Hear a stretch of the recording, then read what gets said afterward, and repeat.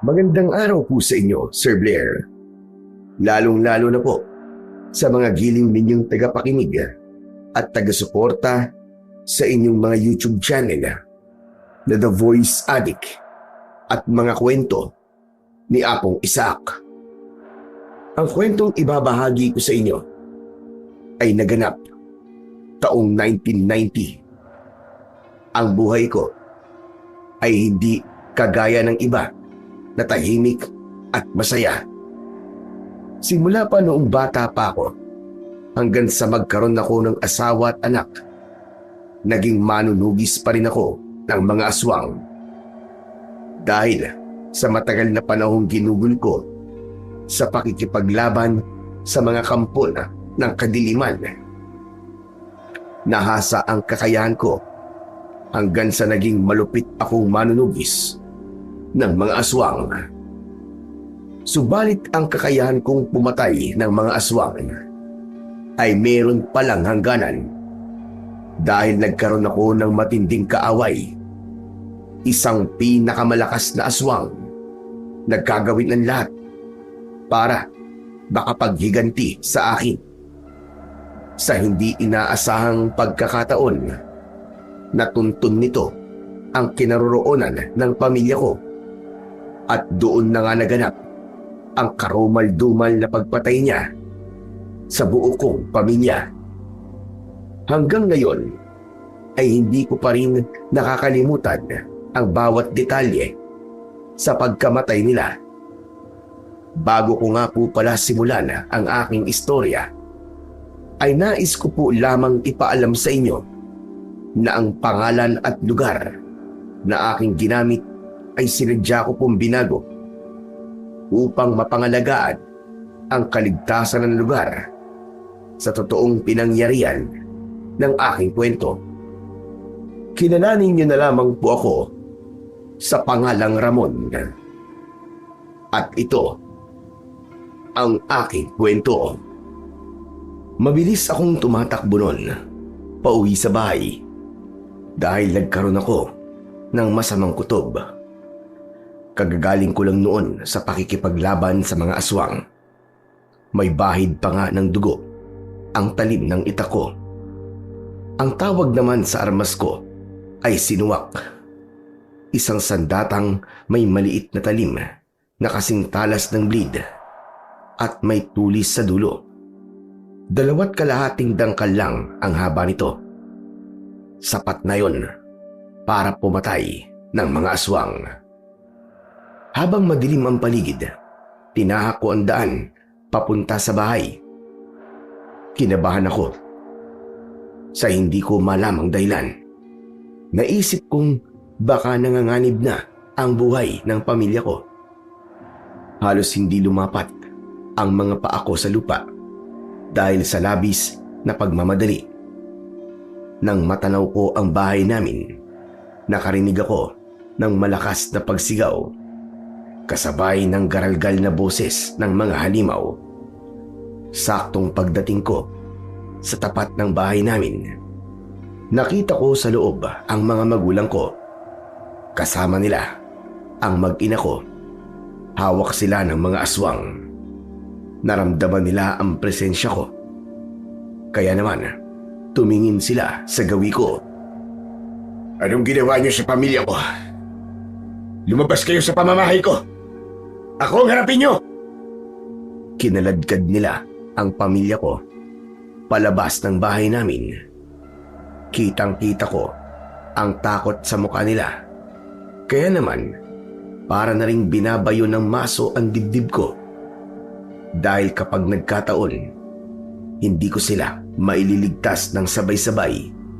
Idagdag pa na sa bawat isa sa kanila ay may aswang na nakabantay at nakatutok sa kanilang leeg ang matutulis na kuko. Pinaluhod ang pamilya ko sa lupa, paharap sa akin. Nagpunta naman sa unahan ng hanay nila ang pinakapinuno ng mga aswang. Dumating na ang inaasahan ko. Ano pang hinihintay ninyo? Patayin niyo na ang manunugis na yan. Mga walang hiya talaga kayo, mga halimaw kayo. Bitiwan niyo ang pamilya ko at ibibigay ko sa inyo ang pinakamatinding laban na hindi niyo pa nararanasan. Ang lakas ng loob mong utusan ako. Pagkatapos mong patayin ang pamilya ko. Nararapat lang yun sa kanila. Dahil kampon sila ng kadiliman. Isa pa, inubos ko na rin ng iba mong mga alagad sa kabilang baryo. Kaya kung ayaw mong ubusin ko ang lahi ninyo, pakawalan niyo ang pamilya ko. Hindi namin sila pakakawalan dahil papatayin namin kayong lahat. Biglang natigilan sa pagsasalita ang pinuno ng mga aswang. Nakatingin siya sa kamay ko na may tangan sa itak. Sandali lang. Kilala ko ang armas na yan. Kaya pala malakas ang loob mong kalabanin ako. Dahil tangan mo ang itak na sinuwak. Ang pinakamalakas na armas na makatatalo sa aming lahi. Hindi na ako mahihirapang mabawi yan sa'yo. Dahil narito ka na. Mamamatay na muna ako bago mo makuha ang sandata kong ito. Hindi ako natatakot sa'yo dahil hawak ko ang pamilya mo. Pero bago yun, sisiguraduhin ko na muna na pati sila ay mamamatay kasama mo. Alam mo bang sa kakahanap ko na sandatang yan, marami na kaming nabiktima. Kaya naman, masaya ako dahil makukuha ko na ang matagal ko nang pinapangarap na sandata. Itaga mo sa bato. Hindi mo ito makukuha sa akin. Hindi ko hahayaang may dumagdag pa sa mga taong naging biktima ninyo. Tatagpasin ko kayong lahat na para bang mga tubo. Pues, ang pamilya mo na ang idadagdag ko sa mga naging biktima ko. Nanlaki ang mga mata ko at halos mabaliw ako sa labis na takot nang sabay-sabay silang saksakin sa liig ng mga aswang na nakabantay sa kanila. Bumulwak ang masaganang dugo mula sa nabutas nilang liig. Bumagsak sila sa lupa habang nagkikikisay ang katawan at lahat sila nakatingin sa akin. Nanginginig ang buong katawan ko at nanlabo ang paningin ko dahil sa luhang pumatak galing sa mga mata ko. Tanging nagawa ko ay sumigaw ng malakas. Itay! Inay! Iko! Ang mag-iina ko! Magbabayad kayo, mga hayop kayo! Papatayin ko kayong lahat! Ano ang pakiramdam na mamatay ang pamilya mo sa harap mo? Masaya ba? Tignan mo kung paano sila lapain ng mga alagad ko para malaman mo kung ano ang naramdaman ko nang pinatay mo mga magulang ko. Huli na para iligtas ko ang pamilya ko dahil pinagtig-isahan na sila ng mga aswang na may tangan sa kanila. Pinagkaguluhan nila ang paglantak sa lamang loob ng kaawa-awa kong pamilya. Kaya hindi ko na napigilan ang sarili ko at sumugod ako. Mga hayop kayo! Papatayin ko kayong lahat! Pagbabayaran niyo ang ginawa niyo sa pamilya ko! Yan din naman ang ginawa mo sa pamilya ko. Kaya patas na tayo ngayon! Kailanman, hindi magiging patas para sa akin ang ginawa niyong pagpatay sa mga mahal ko sa buhay. Lalong-lalo ka na demonyo ka. Hindi ko kayo titigilan hanggat hindi nauubos ang lahi ninyo. Hindi rin ako titigil hanggat hindi kita napapatay. Hala, sige mga alagad ko. Salubungin ang manunugis na yan. Isunod siya sa pamilya niya. Pero ito ang tatandaan nyo. Kahit anong mangyari, kunin nyo ang sinuwak. Inilabas ko ang galit na nararamdaman ko nang magtagpo kami ng mga aswang sa gitna ng bakuran. Bawat tamaan ng armas ko, sinisigurado ko na mawawasak ko ang kanilang katawan. Pinutol ko rin ang kanilang mga braso at binti. Para akong nagtatadtad ng karne kapag pinupugutan ko sila ng ulo. Hindi ako tumigil sa pag-atake hanggat hindi ko rin nahuhugot ang kanilang lamang loob. Dahil sa mabilis kong pagkilos at malakas na pagwigwas ng taga sa kanilang katawan, napaatras ang kanilang pinuno. Wala akong pakialam kung may tumatamang kalmot sa katawan ko. Ang gusto ko lang ng mga sandaling yon ay ubusin ang mga aswang at makalapit sa kinaroroonan ng kalaban. Habang nakikipaglaban ako sa mga alagad niya, panay naman ang sigaw ng pinuno ng mga aswang. Lumaban kayo! Mga inutil! Mga walang silbi! Naramdaman ko ang panghihina ng katawan ko dahil na rin sa mga tinamuong sugat sa katawan. Akala ko konti lang ang makakalaban kong aswang, pero nagulat ako dahil dumagsa ang iba pang mga nilalang na nagtatago sa likod ng bahay namin. Idagdag pa ang mga aswang na mula sa himpapawid. Bumaba sila sa lupa at pinagtulungan nila akong atakin. Sinikap ko na mapapatay ko ang mga aswang bago sila makalapit sa akin. Dahil doon, dismayadong nagwala ang pinuno ng mga aswang. Mga inutil talaga kayo! Isang tao lang yan! Bakit nahihirapan kayo? Ang dami ninyo! Isang tambak kayong mga tanga! Manang-mana lang sa'yo ang mga alagad mo. Hindi maaari. Kailangan may gawin ako. Sige mga alagad ko! Patayin niyo ang manunugis na yan! Dahil sa pagdagsa ng mga kalaban ko, hindi ko naiwasan ang pagtama ng kanilang kalmot sa likod ko. Nang hina ako at hindi na halos makalaban sa kanila, itinukod ko sa lupa ang itak ko para may lakas akong tumayo. Ano? Nasaan ang tapang mo? Nasaan na? Hindi ko maigalaw ang braso ko. Natadtad ng kalmot ng mga aswang. Mula sa himpapawid, bumaba pa ang iba pang mga halimaw. Lahat sila umaangil habang nakatingin sa akin. Mas lalo silang naging agresibo nang maamoy nila ang dugo ko. Doon, napaatras ako ng hakbang. Hala sige mga alagad ko! Kainin na ninyo ang laman loob ng hayop na manunugis na yan! Kahit masama ang lagay ng katawan ko, hindi ko hinayaang may makalapit sa akin na aswang. Iwinasiwas ko ang sandata ko para walang makalapit. Habang abala naman ako sa pag-iwas sa kanilang mga pag-atake, naghanap naman ako ng direksyon na pwede kong madaanan sa pagtakas. Nang makahanap ako ng pagkakataon, tumakbo ako ng mabilis sa kakawian. Yun ang kauna-unahang pagkakataon na tumakbo ako sa isang labanan. Kailangan kong mabuhay para may paghiganti ko nangyari sa pamilya ko. Pero sa sobrang sakit ng mga sugat ko, sa palagay ko, hindi ako makakalayo sa kanila. Diyos ko, hinahabol nila ako.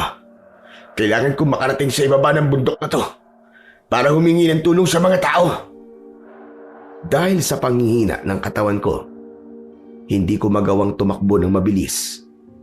Pero ang armas ko, hindi ko binibitiwan. Madilim ang paligid. Halos wala akong makita. Palakas ng palakas ang pag-angin nila.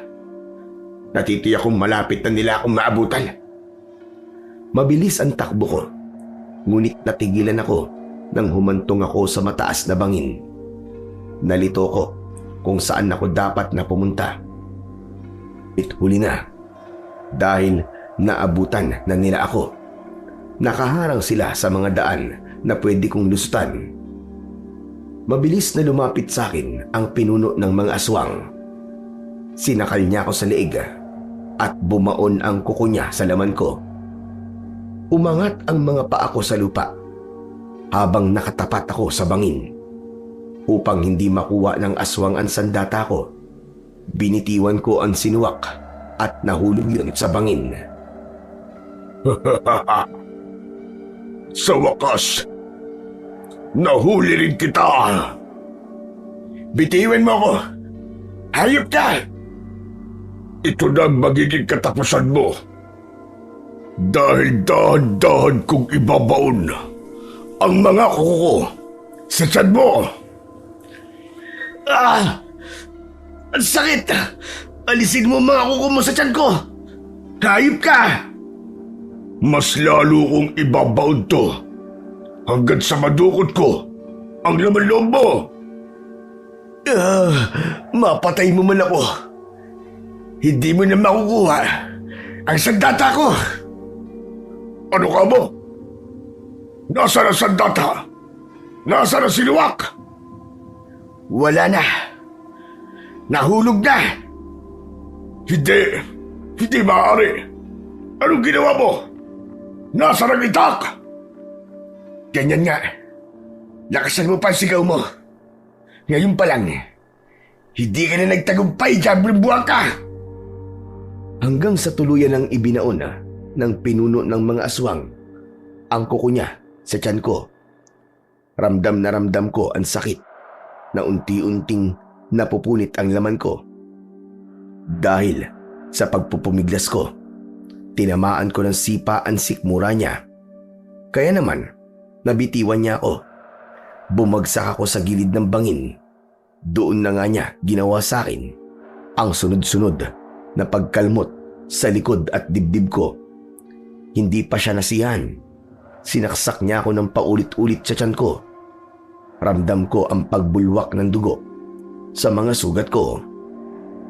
Pinagsisipa niya ako hanggang sa hindi na ako halos makagalaw. Hinawakan ng pinuno ng mga aswang ang panga ko.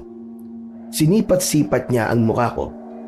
Sa kanya ako binitiwan at isang malakas na sipa ang naramdaman kong tumama sa tadyang ko.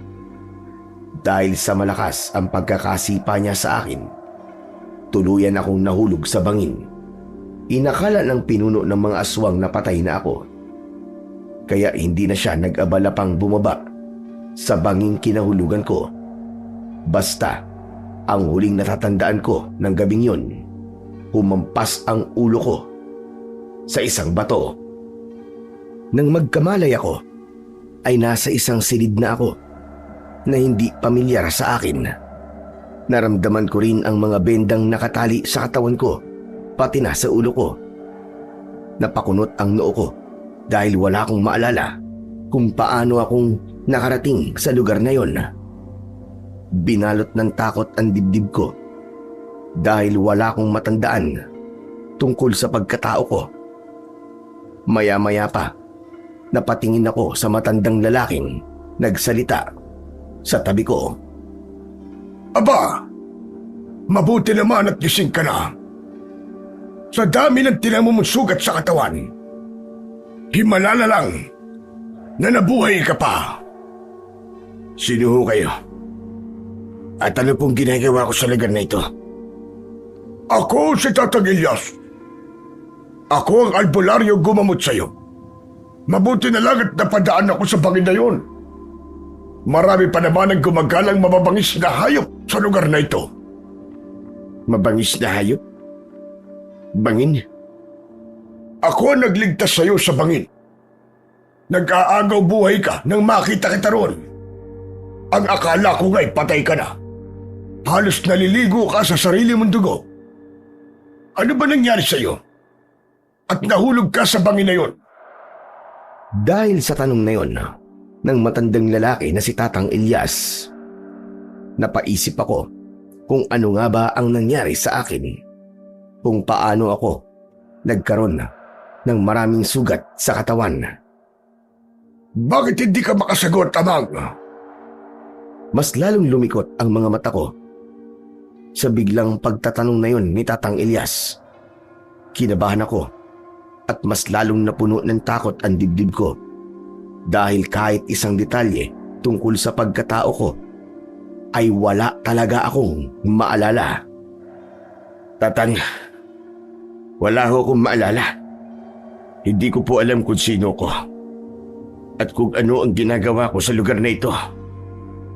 Napatitig si Tatang Elias sa mukha ko na para bang sinusuri niya kung nagsasabi ba ako ng totoo o hindi. Isipin mong mabuti kung sino ka. Wala po talaga akong maalala, Tatang. Itong benda ko sa ulo ko, pati ng mga sugat ko sa katawan. Kahit isa po sa mga to, wala po akong matandaan kung saan ko po ito nakuha. Diyos ko, baka napasama ang pagkakahampas ng ulo mo sa bato. Tulungan niyo po ako, Tatang Elias. Anong gagawin ko? Baka may pamilya po ko na naghahanap sa akin.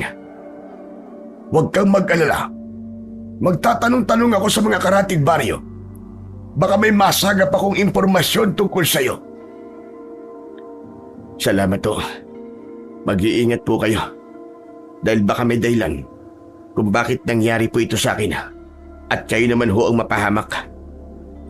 Kapag magaling ka na, ay dadaling kita sa bangin kung saan kita natagpuan. Masakali tayo na baka meron kang maalala kapag nakita mo ang lugar na yon. Salamat po, Tatang Elias. Ay siya nga ho pala. Ano ho bang lugar ito? Nandito ka sa baryo ng Santa Ines. Ang alam ng mga taga rito, apo kita. Ginawa kong bagay na yon upang mapangalagaan ang kaligtasan mo. Malakas ang kutob kong may nagtangkas sa buhay mo. Kaya kailangan mo munang magpanggap bilang apo ko. Naiintindihan ko. Mabuti naman. Isa pa, sinabi ko sa mga taga rito na aksidente ang sinasakyan mo habang papunta ka rito. Kaya kung nawala ang alaala mo, mas mapapadali ang pagpapanggap mo. Pero Tatang Elias, makakabalik pa po ba ako sa dati? Siguro, hindi ko rin alam. Pero huwag kang mag-alala. Baka ilang araw lang ay maaalala mo na rin ang tungkol sa nakaraan mo. Ngunit habang wala ka pang pangalan, ang ibibigay ko sa iyo ang pangalan ng kapatid ko na si Ramon. Magmula ngayon, ang pangalan mo na ay Ramon. Ano na po ang gagawin ko, Tatang Elias? Habang wala ka pang mapupuntahan, mas makabubuting dumito ka na muna sa bahay ko. Tatang Elias, tanong lang ho. Gaano na po ba ako katagal na nasa bahay niyo? Aba, halos 2 linggo ka nang walang malay. Matagal din na gumaling ang mga sugat mo, kaya hanggang ngayon ay may benda pa rin ang katawan mo. Bakit po kaya matagal humilom ang mga sugat ko? Dahil sa tingin ko, hindi simpleng sugat lang ang mga yan. Maaaring kagagawan yan nang mabangis ka nila lang. Ang hirap po na ganito. Hindi ko rin maalala kung sino may gawa nito sa akin. Kapag pinilit kong alalahanin ang nakaraan ko, sumasakit naman po ang ulo ko. Huwag mo na munang isipin ang bagay na yan. Magpagaling ka na muna. Saka na natin pag-usapan ang tungkol sa nakaraan mo. Tatang Elias, maraming salamat po talaga sa pagkakaligtas niyo ho sa akin. Huwag mo nang alalahanin yon. Ang mahalaga, nagkamalay ka na. Dito ka muna magsisimula ng panibago mong buhay.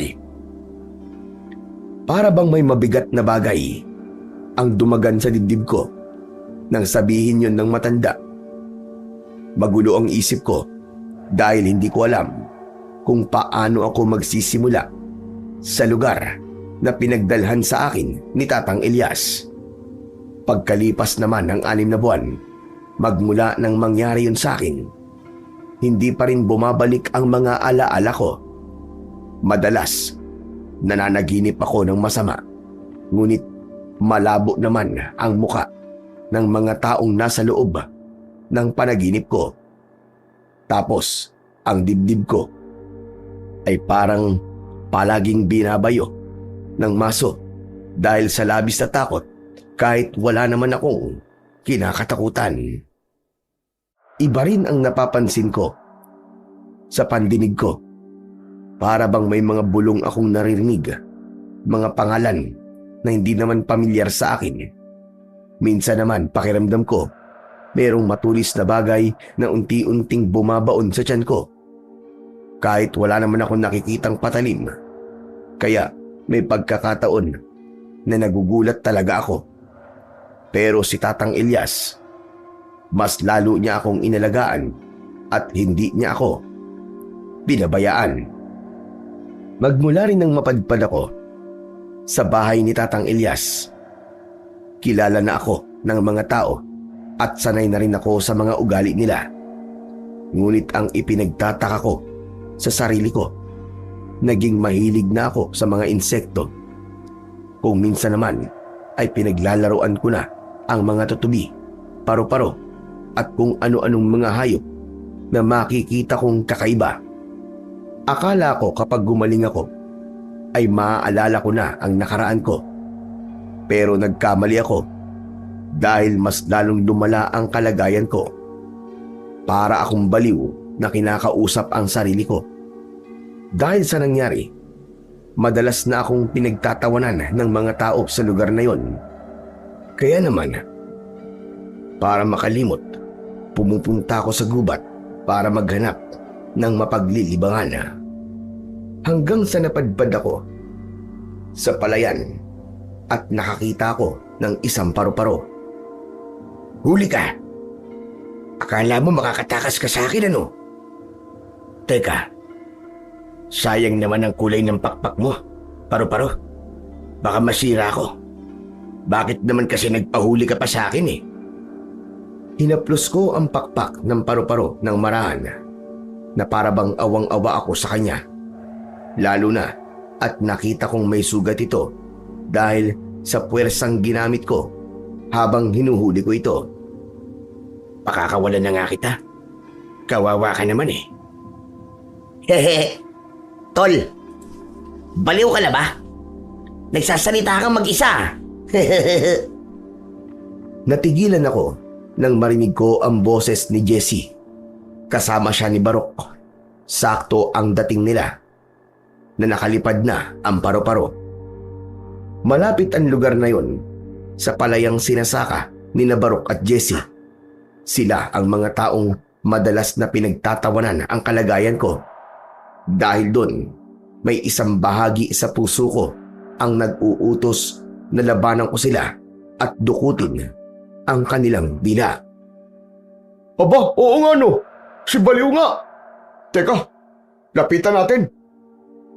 Kahit narinig ko na ang boses ng magkaibigang Barok at Jessie, ay hindi ako umalis sa kinatatayuan ko. Hinintay ko silang lumapit habang pinagtatawanan nila ako. Hehehe, tignan mo nga naman ang pagkakataon, Barok oh. Sa dinami-rami ng makikita natin, ang baliw pa na ito, ang nakita natin. Sipin mo nga naman. Baka naghahanap na naman ng tutubi at paru-paro si Ramon. Malamang sa malamang, ay ganun nga ang ginagawa niyan. Hoy Baliw! Umuwi ka na nga sa inyo. Ang dapat sa'yo, nakakulong na sa mental hospital. Huwag ka rito sa lugar namin. Nakakasira ka ng araw eh. Bakit naman? Hindi ko naman kayo inaano ah. Abat, umaarte ka pa na parang bata. Hoy, buwang, hindi ka na bata no? Matandang damulag ka na. Malaki at matangkad. Hindi bagay sa'yo. Para kang bonjing. Tol, gusto yata ng walop eh. Teka, anong walop ang sinasabi nyo? Ay, baliw nga. Walop, hindi alam. Ang walop dito sa baryo namin, suntok. O ano? Gusto mo makatikim ng suntok? Para malaman mo kung anong ibig sabihin ng walop? Teka, wag. Masakit yun. Wag niyo akong sasaktan. Alam mo, Ramon, sa tuwing nakikita kita, kumukulo talaga ang dugo ko sa'yo. Ewan ko ba kung bakit? Bakit kumukulo ang dugo mo? May nagluluto ba sa loob ng katawan mo? Kaya kumukulo ang dugo mo? Wow, tol! Komedyante! Ang angas nito Ang dapat dito, pinapabagsak na. Aray! Wag, Jesse. Masakit. Bakit mo ba ako tinutulak? Bakit? Papalag ka? Dahil itinulak ako ni Jesse, napaatras ako ng hakbang. Hindi pa siya nasiyahan. Malakas niya akong binalya dahil doon, nawalan ako ng balanse. Natumba ako at may naupuan akong malambot sa lupa.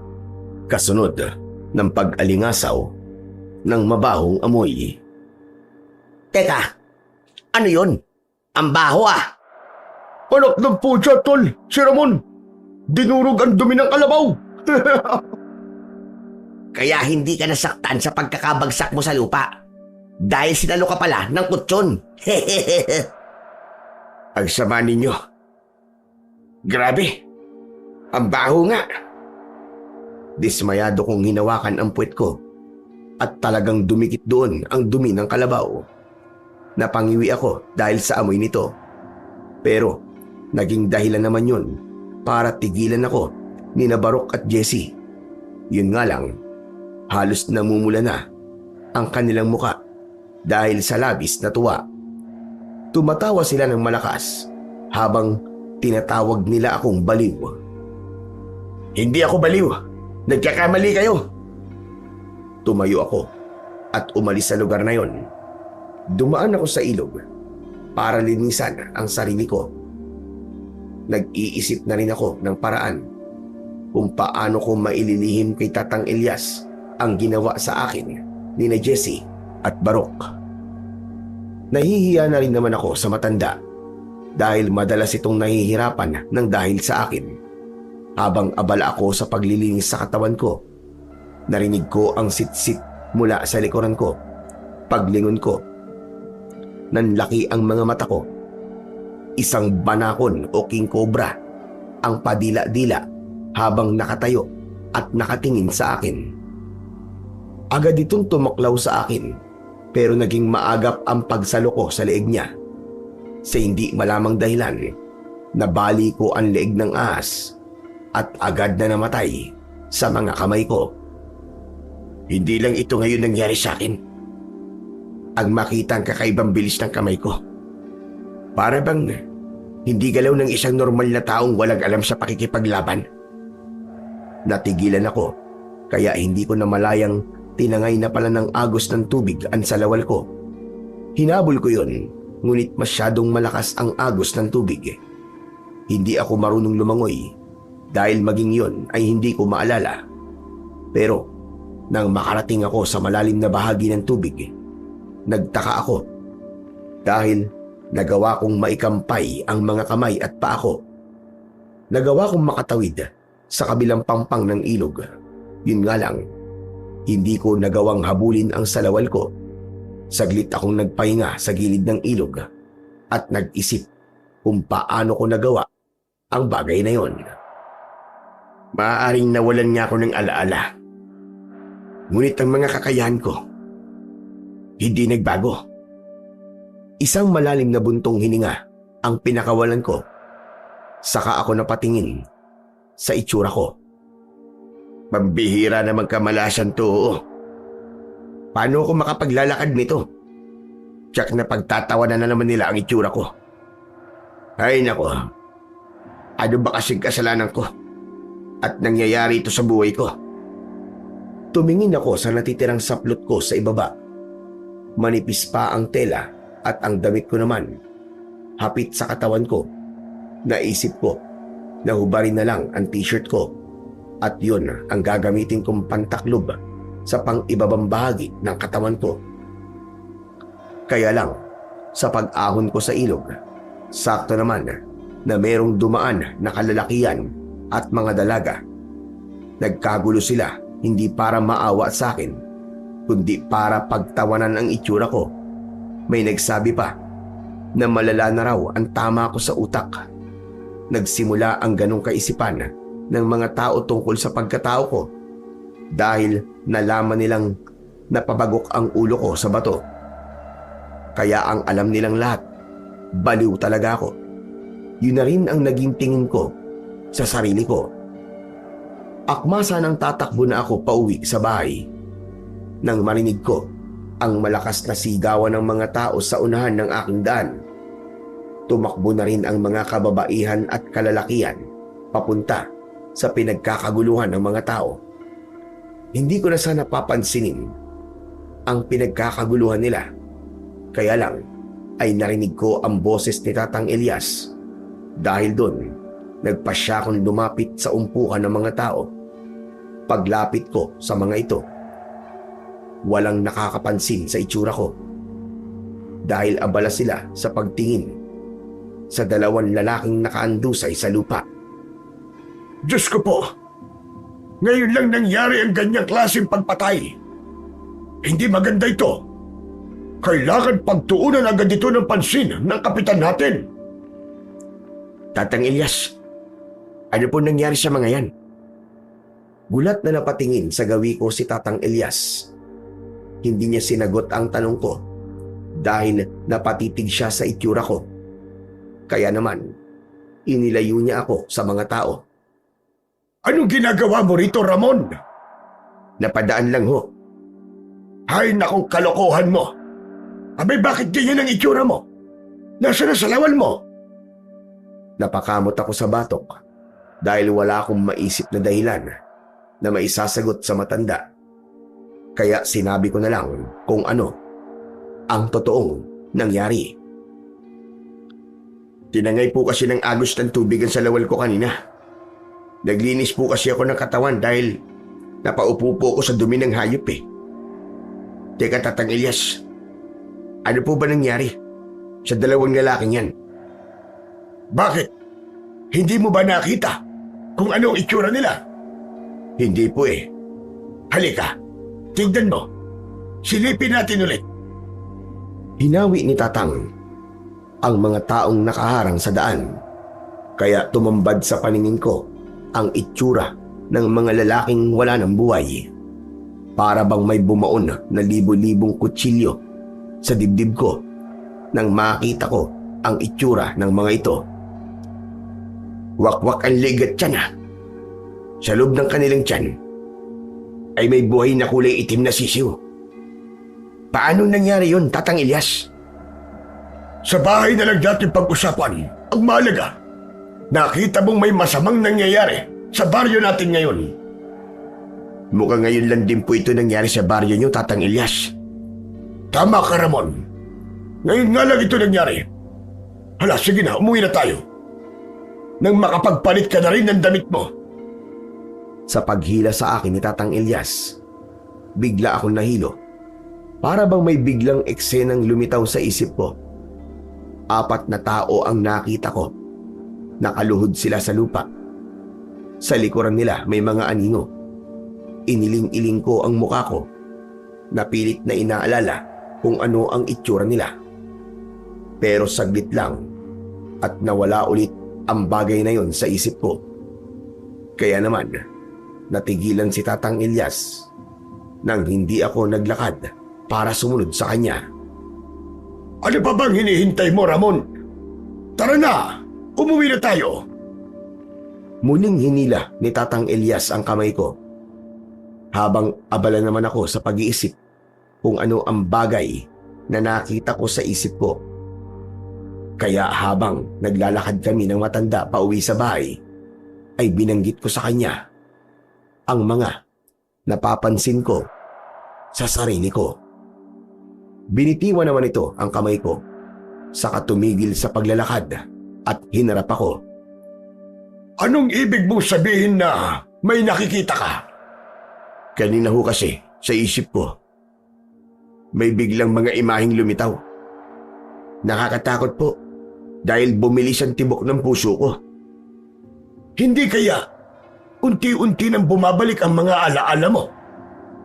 Pero, Tatang Elias, nangyari lang po yun nang makita kong katawan ng mga biktima. Isa lang ang ibig sabihin nun. May nakita ka ng ganong eksena sa nakaraan. Maaaring may nakita kang patay. Kung ganun ho, unti-unti na nga pong bumabalik ang alaala ko. Tama ka. Baka ganun nga ang nangyayari sa'yo? Sa palagay niyo, sino pong pumatay sa dalawang lalaki? Hindi sino ang dapat na itanong mo sa akin, Ramon, kundi kung anong klaseng nilalang ang pumatay sa kanila. Ano ho? Hindi ko ho kayo maintindihan. Halika, bilisan mo sa paglalakad. Sa bahay tayo dapat na mag-usap tungkol dyan. Pagkalipas ng 15 minutong paglalakad, ay narating namin ang bahay ni Tatang Elias. Mabilis kaming pumasok sa loob at pinag-usapan namin kagad ang tungkol sa mga biktima. Kahit ngayon lang nangyari, ang brutal na pagkakapas lang sa dalawang lalaki. Alam ko kung anong uri ng nilalang ang pumatay sa kanila. Ano pong klaseng nilalang ang pumatay sa kanila, Tatang Elias? Ang pumatay sa kanila ay ang tinatawag na aswang kalibunan. Ano ho? Aswang kalibunan? Ano pong uri ng nilalang ang kalibunan? Siya ang sinaunang aswang na nakatira sa kagubatan. Bago pa man dumating ang mga Kastila, umiiral na ang kanyang lahi. Nababalot na makapal na balahibo ang kanyang katawan. Nagtatanim siya ng kulay itim na sisiw sa kanyang biktima. Ganon din ang ginagawa niya sa taong gusto niyang hawaan ng pagiging aswang. Kung ganun po, ang mga sisiw na nakita ko sa tiyan ng mga biktima ay palatandaan na kalibunan nga ang totoong pumatay sa kanila. Tama ka. Marami ang hindi nakakaalam sa mga taga rito na totoong may kalibunan sa baryo namin. Ano po ang kakayahan ng aswang na kalibunan? Kaya niyang lumipad. Mahirap din siyang makita sa dilim dahil masyado siyang mabilis kumilos. Lalo na pagsapit ng gabi. Ang nakakabahala pa, kaya rin niyang mag-anyong tao sa araw at makihalubilo sa atin nang hindi nararamdaman ng kahit na anong klaseng mutya o anting-anting. Ang ibig niyo ho ba sabihin walang sandatang makapapatay sa kalibunan? Merong armas na makakatalo sa kalibunan. Isang talim na nagtataglay ng kapangyarihang may kinalaman sa sungay ng hayop. Kaya lang, bibihiran sandatang yun. Ano pong klaseng sandata? Isang uri ng itak na tinatawag na sinuwak. Ang itsura ng talima ay tuwid na may tulis sa dulo, ngunit ang lapad ay halos kasing sukat ng daliri. Paano po yun naging makapangyarihan? Dahil gawa yun sa sungay ng kalabaw, ibig sabihin nun, para sa kalibunan, sungay ng hari ng kadiliman. Kinatatakutan niyan sandatan yun dahil manghihina siya. Sa oras na tamaan siya ng talim nito, hindi niya mapapagaling ang sugat niya. Paano po yun makakapatay ng aswang? Sa pamamagitan ng pagpugot sa ulo niya gamit ang sinuwak, mapapatay na ang kalibunan. Pero saan naman po makakahanap ng ganong klaseng sandata? Meron dati ang kapatid kong si Ramon. Kaya lang, matagal na akong walang balita sa kanya. Ang totoo niyan, hindi talaga ako taga rito. Napadpad lang ako rito para hanapin siya. Ngunit, nabigo ako. Hanggang sa tuluyan na lamang akong nanirahan dito. Sa loob ng maraming taon. O ganun ho, malabong makahanap tayo ng sinuwak. Kung may aswang po sa lugar na to, manganganib ang buhay ng mga tao rito. Paano po kung walang sandatang sinuwak? Paano may liligtas sa mga tao? Kayang ipagtanggol ang mga tao laban sa kalibunan. Kung ang lalaban sa kanila ay malakas ang loob at kayang pugutin ang ulo ng mga aswang, yun ang pangunahing kahinaan ng kalibunan. Kaya lang, sa bilis kumilos ng nilalang na yun, imposibleng mangyari yun. Paano naman po kung mahusay din ang taong papatay sa kanila kahit wala ang sinuwak? Kung mangyayari yun, saka lang mapapanatag ang loob ko. Pero Tatang Elias, sino naman kaya ang haharap sa mga kalibunan? Para lumaban sa kanila, baka pag nakita ang mukha ng kalibunan, Kahit matapang pa, abay baka maduwag din. Yun nga ang inaalala ko, Ramon. Siya nga pala. Kumusta na ba ang pakiramdam mo ngayon? Hindi pa rin po magandang kalagayan ko, Tatang Elias. May pagkakataon po na nagbabago ang kilos ko. Kagaya ngayon, matino akong kausap. Minsan naman po, para akong baliw. Ay, nako.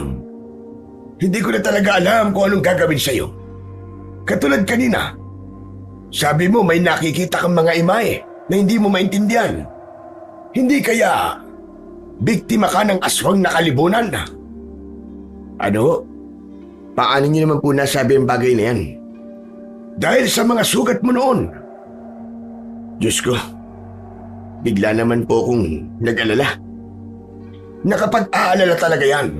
Lalo na at may namatay na. Paano po? Kung pinatay sila ng kalibunan ng dahil sa akin, baka po may posibilidad na totoo sila sabi niyo tungkol sa mga aswang at na-discover nilang buhay pa ako. Hindi tayo sigurado kung yun nga ang dahilan kung bakit nangyayari to. Pero mag-iingat ka pa rin. Bawasan mo munang lumabas-labas ng bahay. Hinawakan ni Tatang Elias ang balikat ko, saka ito lumabas ng bahay. Naiwan naman akong natitigilan sa mga narinig ko. Nang maramdaman ko ang lamig sa katawan ko, saka lang ako pumasok sa loob ng silid para magpalit ng damit. Pagsapit ng gabi ay hindi ako dinalaw ng antok. Pabaling-baling ako sa higaan dahil hindi mawala sa isip ko ang mga pinag-usapan namin ni Tatang Elias. Kaya naman, bumangon ako at lumapit ako sa bintana. Madilim na ang paligid at tanging mga kulisap na lamang na panggabi ang naririnig ko. Ramdam ko rin na natutulog na rin ang matanda sa kabilang kwarto. Maya-maya pa ay napansin ko ang nag-iisang alitaptap na napahiwalay sa kanyang mga kasama. Dala ng pagiging mausisa ko sa mga bagay na hindi naman gawain ng may matinong pag-iisip. Sumunod ako sa alitaptap. Dumaan ako sa bintana habang hindi ko inaalis ang paningin ko sa insektong lumilipad. Teka, sandali lang. Hintayin mo ako, alitaptap. Sa kakasunod ko sa alitaptap, dinala niya ako sa gitna ng kakahuyan. Nagulat pa ako dahil malayo na pala ako sa kinaroroonan ng bahay namin. Pero dahil sa kagustuhan kong mahuli ang alitaptap, hinabol ko pa rin ito at pilit kong inaabot ang mababa niyang paglipad. Pero bigla akong natisod sa bagay na nakaharang sa dinaraanan ko.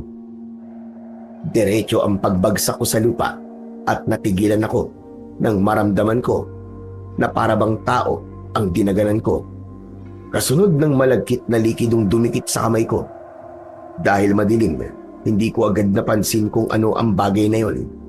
Maya-maya pa ay may naamoy akong malansa. Tumayo ako at pinagmasdan kong mabuti ang bagay na nadaganan ko. Ganun na lamang ang panlalaki ng mga mata ko nang tumambad sa paningin ko ang isang lalaking nakahandusay sa lupa. Duguan, wakwak ang tiyan, wasak ang leeg at wala ng buhay.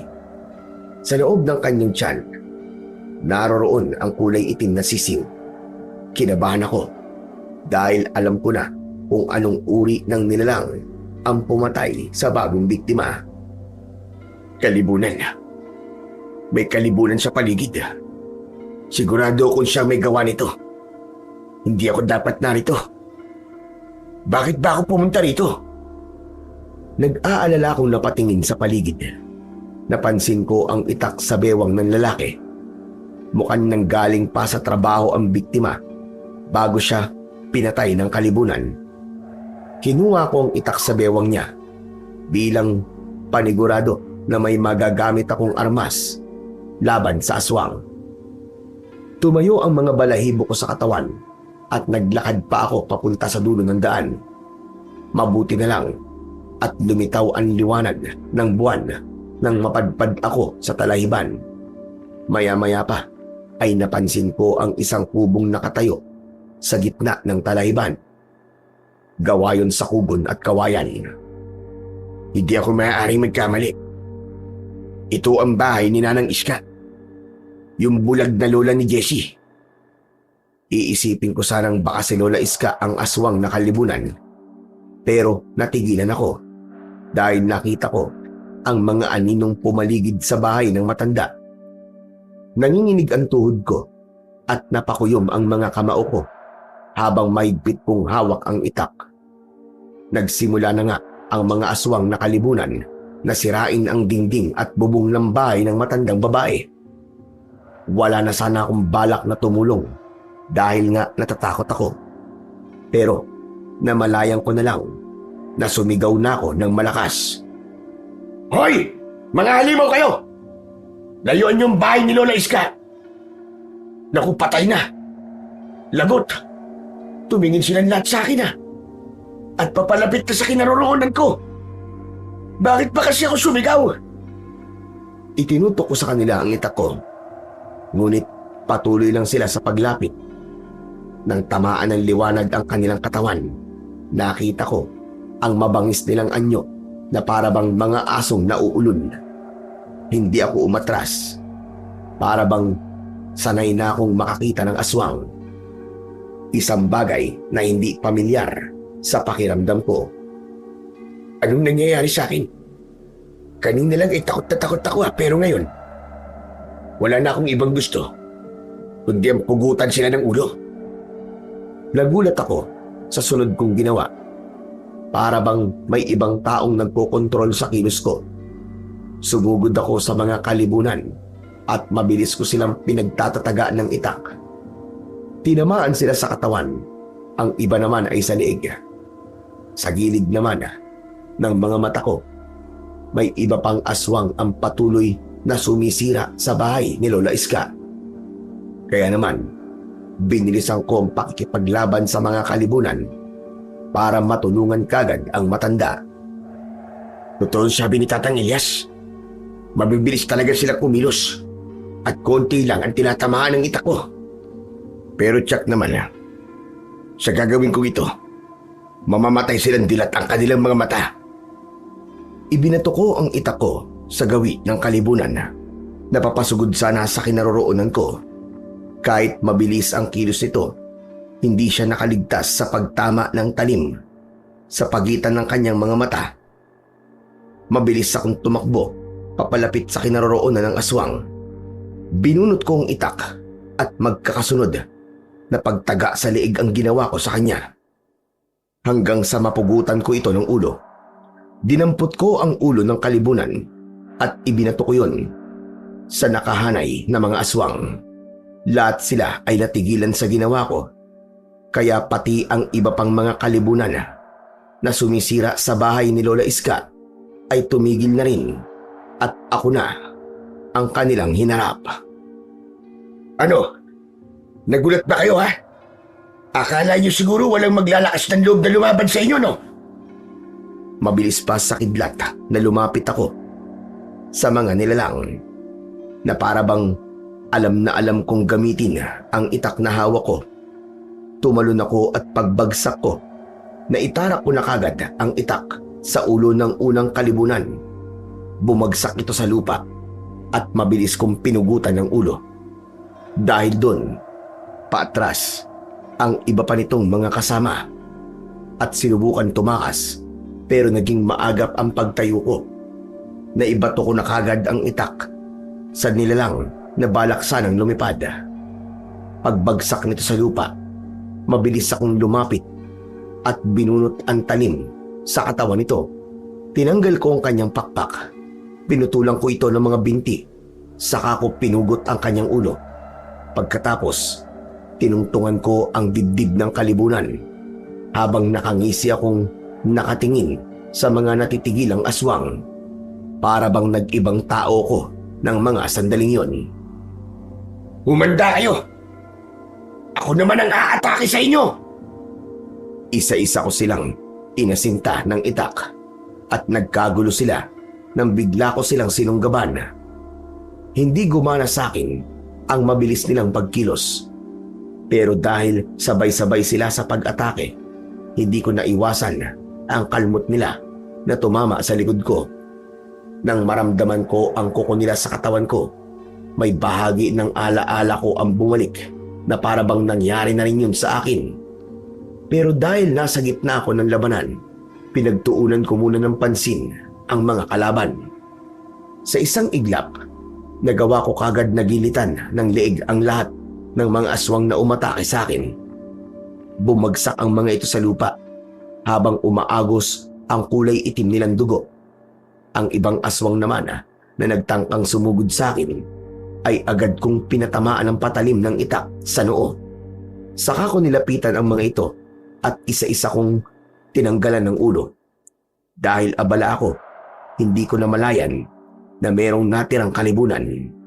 Lumitaw ang pakpak nito sa kanyang likuran at tahimik na lumapit sa akin. Bigla kong naramdaman ang pagbaon ng kuko niya sa balikat ko, kasunod ng pag-angat ng paa ko sa lupa. Aray ko! Hayop kang impakto ka! Susubukan mo pa akong dagitin, ha? Itinarak ko ang itak sa dibdib niya. Tumulo ang kanyang dugo sa mukha ko at meron na namang isang bahagi ng alaala ko ang biglang bumalik. Para bang nangyari na rin yun sa akin nang maramdaman ko ang sakit. Para bang sinaksak na rin ako ng kuko ng aswang. Nasigurado ko ng mga sandaling yon na muntik na rin akong mabiktima ng kalibunan sa nakaraan ko. Bitiwan mo ako, hayop ka! Siguro, kayo naging dahilan kung bakit nawalan ako ng alaala.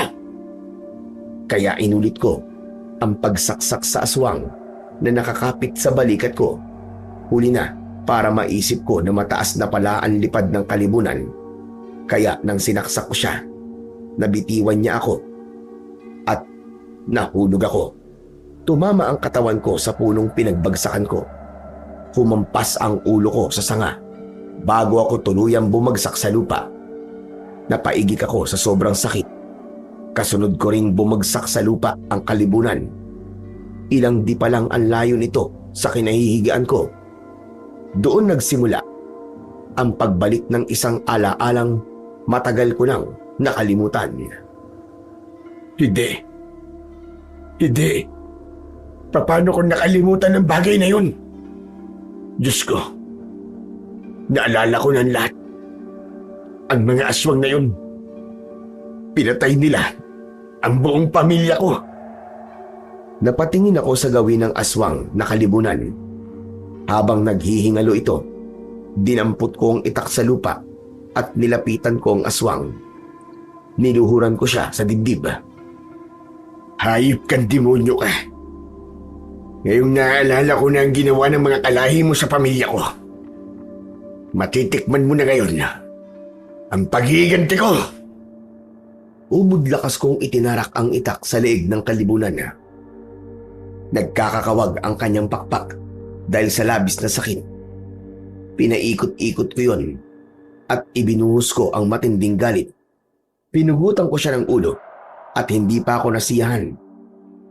Inalisan ko rin ito ng mga binti at braso. Tumayo ako habang pinagmamasdan ko ang nakahandusay na aswang. Kaya pala kahit wala akong maalala, ay nagawa ko pa rin makipaglaban sa inyo. Dahil dati na pala tayong magkalaban. Humanda ka sa aking hayop ka. Humanda din sa akin ang pinuno nyo. Hahanapin ko siya. Isinusumpa ko. Dahil bumalik na ang mga alaala ko, nagtungo ako sa lugar kung saan ako dating nakatira. Pagdating ko ron, tumambad sa paningin ko ang bahay namin. Nanlumo ako sa nanatnang ko dahil sira na yon at ginapangan na ng mga damong ligaw sa paligid. Napaluhod ako sa lupa habang umiiyak. Hindi ko maipaliwanag ang galit na nararamdaman ko, pati na ang sakit, sanhi ng pagkawala nila. Diyos ko, ang pamilya ko, hindi ko man lang sila nailibing ng maayos. Hindi ko alam kung saan ko hahanapin ang puntod nila.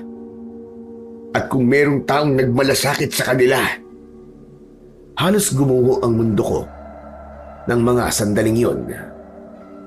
Ang dating kumpleto kong pamilya, ngayon, mag-isa na lang ako. Pagbabayaran ng mga aswang na kalimunan ang ginawa nila sa inyo.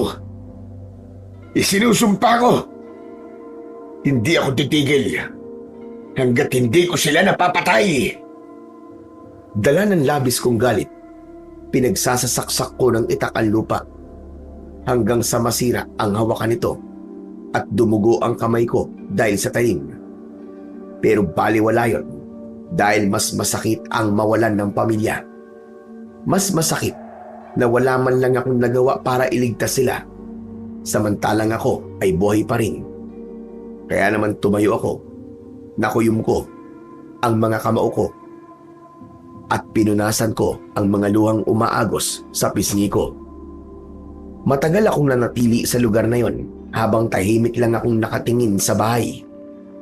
Nang lumiwanag ang paligid, saka ako naglakad pabalik sa baryo ng Santa Ines. 2 oras akong naglakad habang wala sa sarili. Ang dugo naman sa kamay ko ay hindi ko napapansing pumapatak sa daan na nilalakaran ko. Tuluyang namanhid ang katawan ko sa sakit na nararanasan ko. Pagsapit ko sa gitna ng palayan, natanaw ko sina Jessie at Barok. Nag-aani sila ng palay. Nang makita nila ako, agad silang lumapit sa akin habang nakangising nakatingin sa mga sugat ko sa katawan. Naman ang 7 tipaklong, oo. Narito ka na naman. Hindi ba't sinabi ko na sa'yo na wag mo nang ipapakita ang pagbumuka mo? Teka, tol. May sugat siya sa kamay, oh. Mukhang may ginawa siyang kabalbalan, ah. Mag-iingat ka. Baka tuyuin ang utak niyan at masaktan ka niya. Ang sama rin makatingin sa'yo, oh. Hindi ako natatakot sa kanya. Pumapatol ako sa baliw. Hoy, ba't di ka nagsasalita, ha? Saan mo nakuha ang sugat mo? Aba, matigas na yata, tol. Hindi na natatakot sa'yo, ah. Ni ayaw sagutin ang tanong mo. Umalis kayo sa harapan ko. Aba, galit ang baliw na to, ha? Bakit ba? Hindi ba nahuli yung paru-paro mo? Mas pinili kong manahimik habang tinutulak ako ni Jessie sa balikat ko. Hinayaan ko siyang saktan ako hanggang sa mawalan ako ng balanse. Bumagsak akong paupo sa lupa at mabilis akong tumayo. Naglakad ako sa ibang direksyon pero hinarangan naman ako ni Barok. Tol, hindi ka pinansin, ah. Saka hindi siya tumitigil sa atin. Bakit kaya? Baka naman, natuluyan na. Natuluyan nang maging baliw. Tama ka. Mukha siyang ewan, eh. Kaya siguro wala siyang pamilya dahil hindi nila matanggap na baliw si Ramon. Dahil sa sinabi ni Barok, tumalim ang tingin ko sa kanya. Napakuyom ang kamao ko at labis ang pagpipigil ko sa galit ko. Dahil kung lalabanan ko sila, baka kung ano lang ang magawa ko.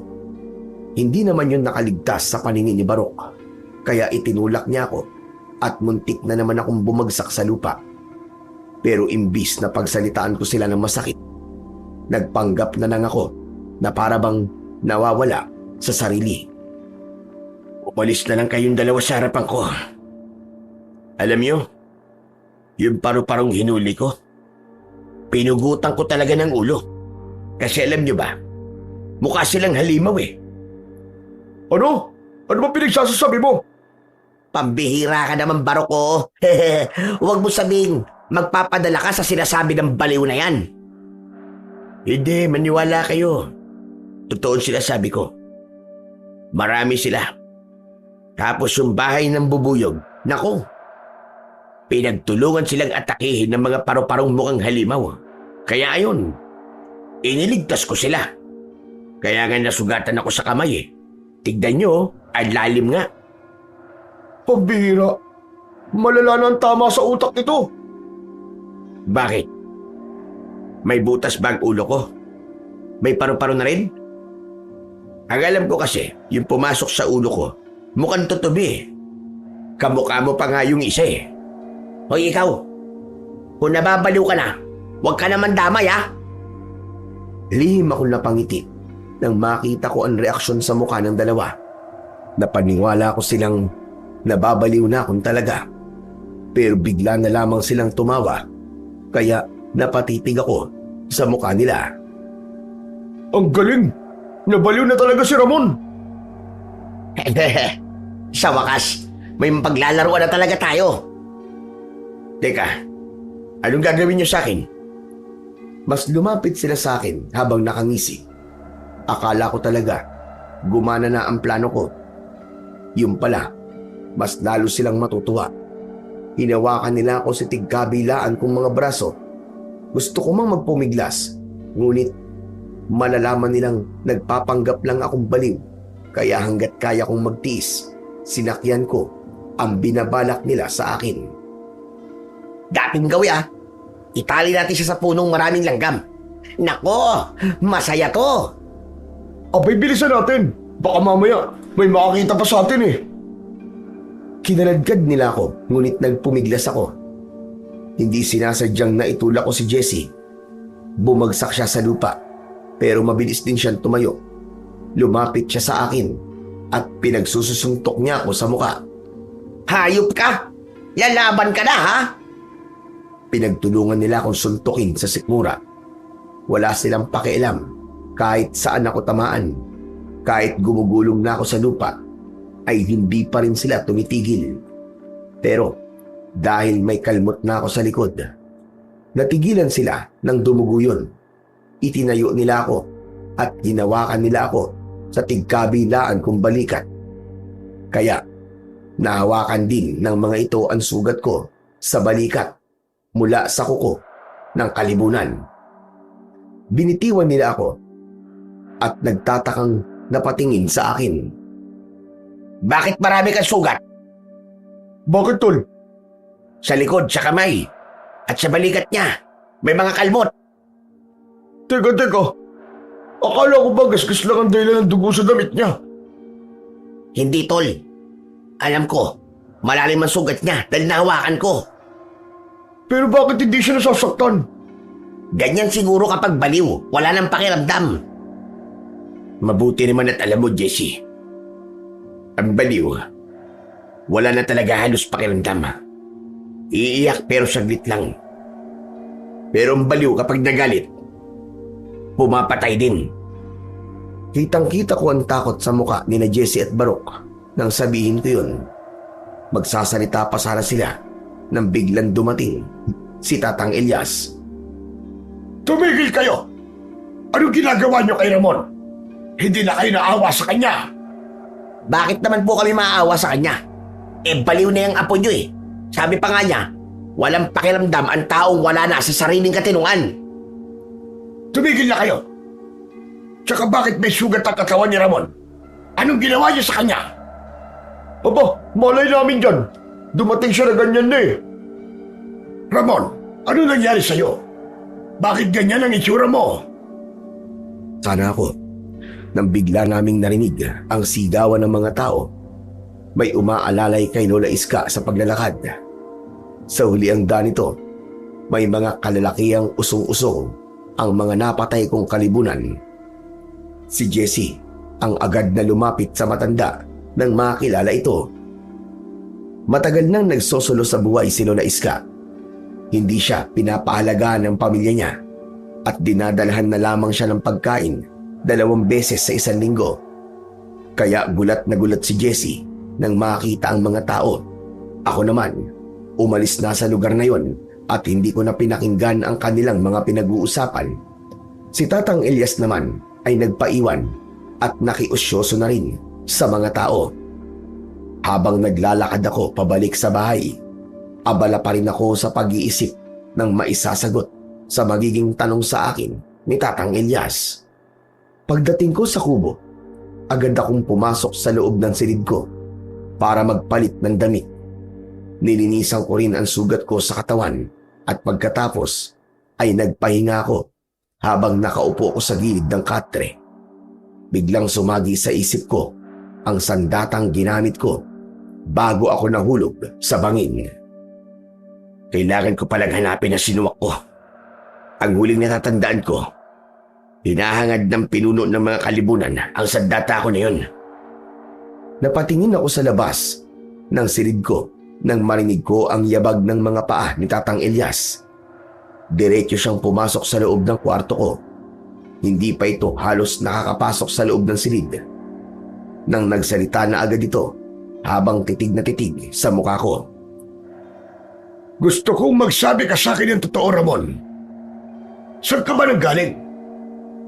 Kanina, nang magising ako, wala ka sa loob ng kwarto mo. At ganyan lang itsura mo. Tatang Elias, may nakalaban po akong mga aswang na kalibunan. Ano ka mo? Kaya ba may mga sugat ka sa katawan? Ganun na nga ho.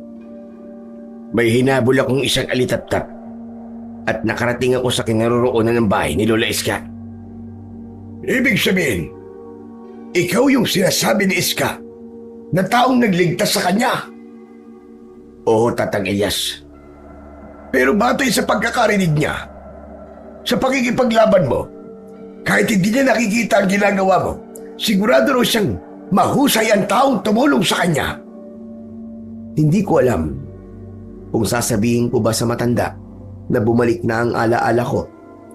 Para bang may bahagi sa isip ko ang nagsasabi na mas makabubuting wag ko na lang ipaalam kay Tatang Elias. Hindi ko rin alam kung paano ko itatanong sa kanya kung may nahanap din ba siyang itak sa tabi ko nang matagpuan niya ako sa bangin. Lahat ng yun, pinag-iisipan kong mabuti dahil kapag nagkamali ako, marami ang madadamay. Kaya naman, inilihis ko ang aming pinag-uusapan. Yun na nga ho ang gumugulo sa isip ko, Tatang Elias. Hindi ko alam kung paano ko tinalo ang mga aswang na yun. Diyos ko, alam mo bang sa ginawa mong ito, makakarating sa pinuno ng mga kalibunan ang ginawa mo sa mga alagad niya? Malalagay ang buhay ng mga tao rito sa panganib. Hindi ko naman ho yun sinasadya, Tatang Elias. Ipinagtanggol ko lang naman po ang sarili ko. Bahala na. Kailangan mo ngayon na magdobling ingat. Lumabas si Tatang Elias sa silid ko. Ngunit hindi mawala sa isip ko ang mga sinabi niya. Maya-maya pa ay merong dumating na pasyente si Tatang Elias. Kaya naman, nagpasya muna akong mahiga sa katre habang naririnig ko ang boses ng mga tao sa sala. Kausap nila ang matanda. Sugatan ba ka mo? Aba, kailangan nga magamot kagad sila. Pero nasaan ba sila? Iniwan ko po sila doon sa may bahay. Hindi po kasi nila kayang maglakad dahil sa mga tinamo nilang sugat sa katawan mula sa mga lalaking nanloob sa mansyon ko. Abay, teka. Saan ka ba nakatira? Ngayon lang kasi kita nakita rito. Ako po si Arnulfo, ang bago nagmamayari sa malaking poltriyan na nakatayo sa tuktok ng bundok. Nabili ko na po kasi ang lupay na yon. Abay, ganun ba? Pero malayo yun dito ah. Mahihirapan na akong pumunta ron. Huwag po kayong mag-alala, Tatang.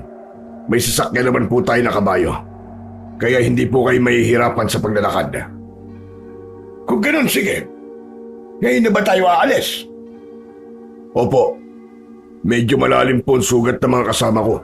Kaya dapat po na maagapan. Teka, wala po ba kayong maisasamang isa pa? Para naman po may makatulong kayo. Biglang tumigil ang tibok ng puso ko nang marinig ko ang tanong ng lalaking nagngangalang Arnulfo. Mabuti na lang at hindi sinabi ni Tatang Elias ang tungkol sa akin. Kaya naman, umalis ang mga ito na hindi ko man lang nakita ang itsura ng bisita ni Tatang Elias. Pagsapit ng gabi, wala pa rin si Tatang Elias. Kaya naman, kinabahan na ako at nagpasya na akong sunduin ito para hanapin ang kinaroroonan ng lupain ni Arnulfo. Mabilis akong naghanap ng itak na magagamit kong sandata kung sakaling may makasalubong ako ng mga aswang na kalibunan. Ngunit sa paghahanap ko, hindi sinasadyang nasagi ko ang baul at natanggal ang takip nito Nakita ko sa loob ang isang pamilyar na kagamitan. Napakunot ang noo ko, kaya hinawakan ko ang itak. Teka, sa akin to ah. Paano tong napunta rito? Malinis at halatang iningatang mabuti ang itak na sinuwak. Napalunok ako ng laway nang maalala ko ang unang pagkikita namin ni Tatang Elias. Wala siyang nababanggit tungkol sa sandatang pag-aari ko. Pero dahil mas nangingibabaw ang pag-aalala ko sa matanda, isinantabi ko muna ang mga katanungan sa isip ko at mabilis kong itinali ang tali ng kaluban nito sa bewang ko. Agad akong lumabas ng bahay para sunduin na si Tatang Elias. Dahil ganito rin ang pakiramdam ko bago brutal na pinaslang ang pamilya ko. Malalaki ang hakbang ng mga paa ko na tinahako ang daan papunta sa masukal na kakauyan. Ngunit pagdating ko ron, bigla akong nakarinig ng pamilyar na boses. Bok, anong ginagawa natin dito? Umuwi na tayo. Panigurado, walang aswang dito. Ano ka ba naman, tol? Pagkakataon na natin kumita ng malaking pera. Itay ng buhay na kalibunan. Tiba-tiba na tayo. Pero, narinig mo naman, di ba? Kung anong sinabi ni Lola Iska, mapanganib sila. Mabilis at mabangis. Baka tayo naman na mapahamak. Hindi tayo mapapahamak. Kaya nga nagdala ako ng asin at itak eh. Kaya huwag ka na maingay dyan. Maghintay na lamang tayo dito. Kahit ilang minuto pa. Pero 2 oras na tayo dito, di ba? Nakapaghintay ka nga ng 2 oras eh. Ngayon ka pa ba uuwi? Pero natatakot na ako eh. Naalala ko kasi ang sinapit ng biktima sa kamay nila. Tol, maniwala ka. Malaking pera matatanggap natin kapag nakahuli tayo ng aswang. Narinig mo naman, di ba? Yun ang sinabi ni Kapitan. Merong ahensya daw ng gobyerno na magbabayad ng malaking halaga sa mga taong makakahuli sa mga aswang. Ay nako, bahala ka na nga. Mula sa pinagtataguan kong likod ng puno, narinig ko ang pinag-uusapan nila. Nakita ko rin na hawak nila ang kanilang karit na ginagamit nilang panggapas sa palay. Wala silang kaalam-alam sa panganib na naghihintay sa kanila kung sakaling makakita sila ng mga aswang na kalibunan. Anong ginagawa nila rito? Mapapahamak sila rito. Nga ako, nagkamali. Dahil mula sa impapawid, narinig ko ang malakas na pagaspas ng pakpak. Napatingala rin sina Barok at Jessie sa langit at gano'n na lang ang takot nila nang bumaba sa lupa ang isang aswang na kalibunan. Nagtulakan ang magkaibigan kung sino ang unang aatake sa nilalang na nakatayo. Ilang dipa ang layo sa harapan ng mga ito. Umalis na kayo! Ano ba? Bulong ko sa sarili ko habang hindi ko inaalis ang tingin sa kinaroroonan nila. Mabilis akong umikot sa kabilang panig ng kakauyan para mailigtas ang 2 bugok. Sa bilis ng pangyayari, nalapitan agad ng kalibunan ang kinaroroonan ng magkaibigan at sabay silang sinakal nito. Umangat ang kanilang mga paa sa lupa. Sabay balibag sa kanila. Bumagsak ang mga ito sa lupa at nabitiwan ng mga ito ang kanilang mga sandata. Hinugot ko ang itak sa bewang ko at mabilis akong lumapit sa mga ito. Tangka na sanang aatakihin ulit ng kalibunan ang 2 nang bigla akong humarang sa harapan ito at 2 beses kong tinaga ang leeg ng aswang. Lumipad ang napugot nitong ulo sa kinaroroonan ng magkaibigan. Natulala ang mga ito nang makita nila ako, pero hindi kami nagkaroon ng pagkakataong mag-usap dahil lumitaw ang maraming aswang sa likuran ko. Sabay nila akong inatake. Mabuti na lang at naging mabilis ang kilos ko. Para akong hangin na nakipaglaban sa mga aswang at nasasabayan ko ang mabilis nilang pagkilos. Lahat sila pinugutan ko ng ulo. Hindi pa ako nasiyahan. Pinutol ko rin ang mga kamay at binti nila hanggang sa mamatay sila. Nang maubos ko ang mga kalibunan, bumalot ang dugo sa katawan ko Kaya natakot sina Barok at Jesse nang lumapit ako sa kanila. Ikaw? Paano nangyari yun? Kung ganon, ikaw ang pumatay sa mga kalimunan na umatake sa bahay ni Lola Iska? Diyos ko, isa ka palang malupit na manunugis ng aswang. Ako nga, dahil nagbalik na ang alaala ko. Napakahusay ng ginawa mo. At lahat ng aswang na umatake sa'yo, tinanggalan mo ng ulo nang walang kahirap-hirap. Sa ngayon, hindi yun ang mahalaga. Ang iniisip ko yung kaligtasan yung dalawa. Ano bang ginagawa nyo rito? Patay na ba kayo? Sa kabila ng mga ginawa namin sa'yo, iniisip mo pa rin ang kaligtasan namin. Oo, dahil mahalaga ang buhay nyo. Hindi ko hahayaan na meron na namang mamatay dahil sa mga aswang na kalibunan. Hala, grabe. Hindi ako makapaniwalang matino ka na rin magsalita. Biglang nagbago ang pagkatao mo ah. Talagang nagbalik na ako sa katinuan ko. Isa pa, huwag din na ulit isusugal ang buhay nyo nang dahil lamang sa pera. Kung ganon, kanina ka pang nasa paligid at narinig mo mga pinag-uusapan namin? Ganun na nga.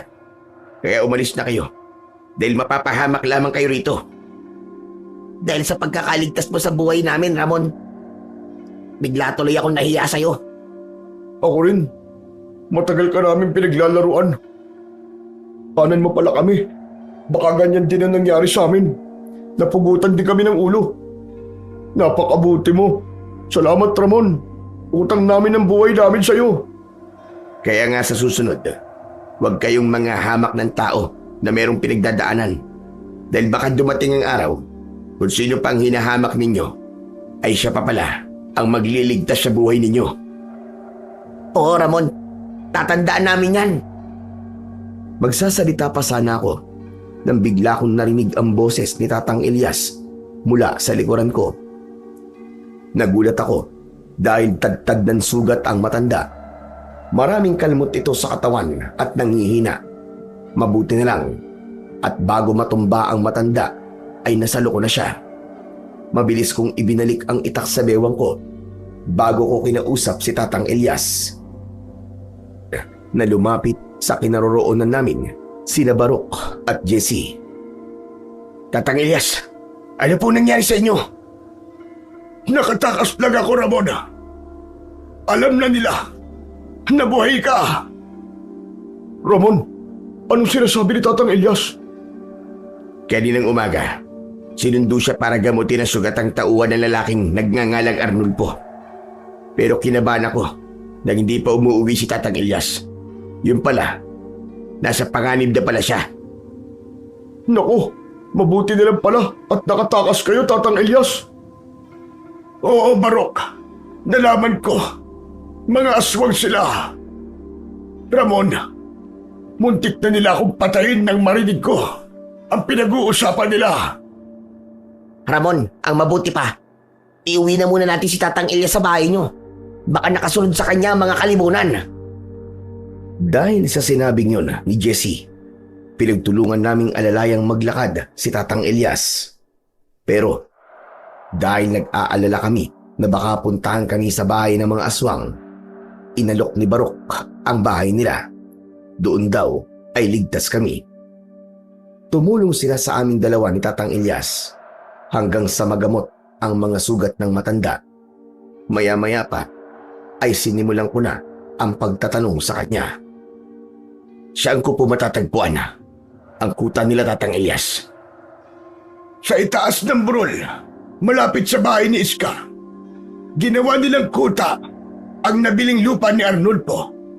Kailangan mapigilan sila sa pagsalakay sa baryo natin para hanapin ka. Ang ipinagtataka ko po, paano nila nalamang buhay pa ako? Dahil sa palatandaan ng pagpatay mo sa mga tauhan niya. Pinugutan mo ng ulo mga aswang, di ba? Tapos pinuputulan mo sila ng mga kamay at binti. Isang paraan ng pagpatay na tanging ikaw lang ang gumagawa. Napataklob sa bibig ang magkaibigan nang marinig nila ang sinabi ni Tatang Elias. Grabe! Isa ka pala talagang malupit na manunugis ng mga aswang, Ramon. Kaya nga delikado siya rito. Isa pa, nalaman ko na lumakas ang kutob ng pinuno ng kalibunan na buhay ka pa, Ramon. Dahil sa mga dugong pumatak sa lupa, mula raw sa dati niyong tirahan. Tama bang nagpunta ka roon? Tatang Elias, naalala ko, nagaling ako sa dati kong tirahan. Hindi mo sinabi sa akin na bumalik na pala ang alaala mo. Dahil ayoko na po sanang balikan ang nakaraan sa buhay ko. Pinatay ng mga kalibunan ang mga magulang ko, kasama ang asawa at anak ko. Kapag naaalala ko ang bagay na yun, para akong pinapatay ulit. Dahil sa mga ipinagtapat ko, mas lalong nakonsensya ang magkaibigan sa mga pinaggagagawa nila sa akin noon. Hindi ko alam na ganyan pala kabigat ang nangyari sa'yo, Ramon. Kaya pala, halos mawala ka sa sarili mo. Patawarin mo kami, Ramon, ha? Humihingi rin ako ng pasensya sa mga pinagsasasabi ko sa iyo, Ramon. Handa kami tumulong sa iyo. Sabihin mo lang at sasamahan ka namin sa binabalak mong gawin sa mga kalibunan. Hindi na. Baka mapahamak lamang kayo. Pero kung hindi dahil sa iyo, baka patay na rin kami. Totoo sinasabi ni Barok. Handa kaming tumulong sa'yo, Ramon.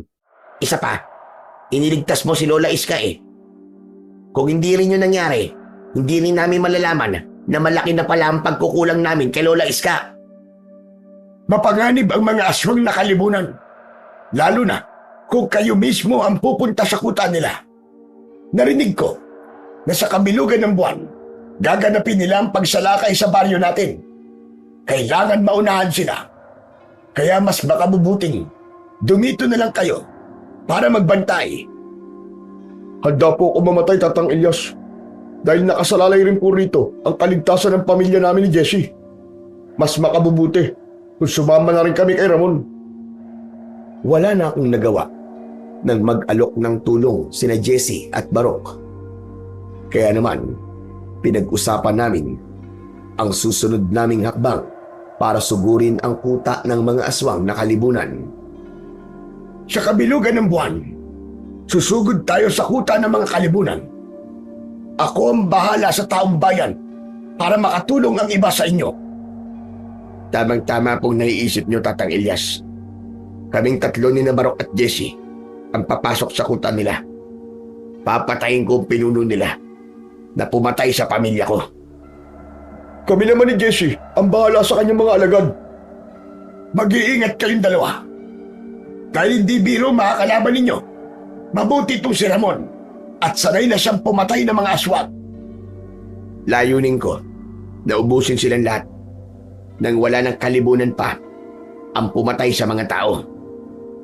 Sang-ayon ako sa sinabi ni Ramon. Hindi tayo magtitira ng mga kalibunan. Gagawin namin ang lahat ni Barok para matulungan namin kayo na malipol ang mga nilalang na yon. Lahat ng susubok na lumabas sa kuta nila, itutumba ko. O siya, sige na. Pagandaan natin ang paglusob sa kuta ng mga aswang. Sige o, Tatang Elias. Ngayon pa, na malinaw na sa akin kung sino ang totoong kalaban niya. Isa lang ang gusto natin mangyari. Malipol ang mga nilalang na yon at matigil na ang kasamaan nila. Sinang-ayunan namin ang sinabi ni Tatang Elias. Nang mga sumunod na araw ay nag-ensayo kami kasama sina Barok at Jessie. Tinuruan ko sila kung paanong humawak ng kanilang sandatang karet. Nalaman na rin ni Tatang Elias na nahanap ko na ang sandata kong papatay sa mga kalibunan. Ipinagtapat ko rin na hindi Ramon ang totoo kong pangalan, kundi Dante. Nagulat ako dahil hindi ko alam na sikat pala ang pangalan ko hanggang sa kanilang baryo. Dahil daw sa husay kong pakikipaglaban sa mga aswang ay ako raw ang dahilan kung bakit matagal nang hindi nakakapasok ang mga kalibunan sa baryo nila. Dahil sa baryo ko pa lang daw ay napipigilan ko na ang mga ito. Pero dahil nasanay na sila sa pagtawag nila sa akin na Ramon, Yun pa rin ang naging pangalan ko. Isang gabi sa balkonahe ay nilapitan ako ni Tatang Elias. Ramon, hindi ka ba magtatanong kung bakit hindi ko kagad sinabi sa iyo na hawak ko ang itak mo? Hindi na po mahalaga yun, Tatang Elias. Nagkakamali ka. Sapagkat mahalaga na malaman mo ang buong katotohanan. Ano pong ibig niyo sabihin? Ang kapatid na matagal ko nang hinahanap at nagmamayari sa pangalang Ramon, walang iba kundi ang lolo mo. Pamangkin ko ang tatay mo. Una pa lang kitang nakita at ang sandatan yan. Alam ko ng apo kita sa tuhod. Dahil apo ka ng kapatid ko. Nang malaman ko na pinatay siya ng mga kalibunan, nagalit ako. Nahuli na pala ako ng dating. Halos karatig baryo ko lamang palang kapatid ko. Pero sumuko na ako sa paghanap sa kanya. Sana ay nagkita man lang kami. Totoo po ba ang sinasabi ninyo? Oo. Patunay ang sinuwak. Dahil ako ang tunay na nagmamayari ng sandatang sayo. Sandali lang. At may ipapakita ko sa iyo. Nang ipagtapat sa akin ni Tatang Elias ang tungkol sa totoo niyang pagkatao, natuwa ako dahil may pamilya pa pala ako. Pagbalik ng matanda, ipinakita niya sa akin ang larawan na hawak niya ang sinuwak. Bata pa siya noon. Black and white yun. Pero bawat detalye sa sandata ko, tugma sa itak na hawak nito. Malakas ang kutob kong pinaghahanap din yan ni Arnulfo. Dahil ang sandatang yan lang ang makapapatay sa kanya. Paanong ito po makakapatay? Hindi ka ba nagtataka na kahit mabilis ang kilos nila, natutuntun sila ng itak o nahagip kagad sila ng talim nito? Dahil may kakayahan ng itak na tukuyin ang presensya ng kalibunan. Kahit bitiwan mo pa yan, kusang hahanapin niya ang katawan ng mga aswang. Kaya pala wala silang takas kapag ito na po ang gamit ko. Kaya pakaingatan mo yung mabuti. Dahil sa oras na makuha yan ni Arnulfo, wala nang makakatalo sa kanya. Ramdam ko na simula talaga nang mapasa kamay ko ang itak na sinuwak, nag-iba ang lakas at ligsing taglay ko. Nagugulat din ako dahil gumagaan ang katawan ko at nagagawa ko ring sabayan ang bilis ng mga kalaban ko. Kaya nauunahan ko ang lahat. Isang gabi, dumating na ang oras ng kabilugan ng buwan. Yun ang hudyat ng pagsalakay namin sa kuta ng mga aswang. Nagtipon kaming lahat sa bahay ni Barok upang pagplanuhang mabuti ang aming plano. Ano? Handa na ba lahat sa gagawin nating laban sa mga aswang na kalibunan? Oo, Ramon. Handa na kami ni Jesse. Ako rin. Alam ko nang gagawin ko. Malakas ang kutob ko, magtatagumpay tayo. Tandaan nyo, kapag nanganib kayo, huwag kayong magdadalawang isip na humingi ng tulong. Oo, Tatang Elias. Ramon, kapag malalagay sa panganib ang mga kasama mo, protektahan mo pa rin sila para hindi sila mapahamak. Huwag ho kayong mag-alala. Gagawin ko po ang lahat para humaprotektahan sila.